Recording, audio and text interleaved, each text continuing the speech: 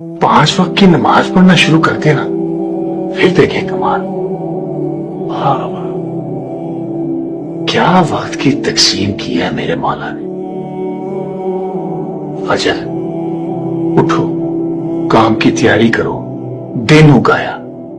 ظہر ذرا رکو، دم لو، کھانا شانا کھا لو، سجدہ لو۔ عصر مطلب دن ڈل گیا، گھر کی طرف نکل جاؤ اللہ کا نام لے کر۔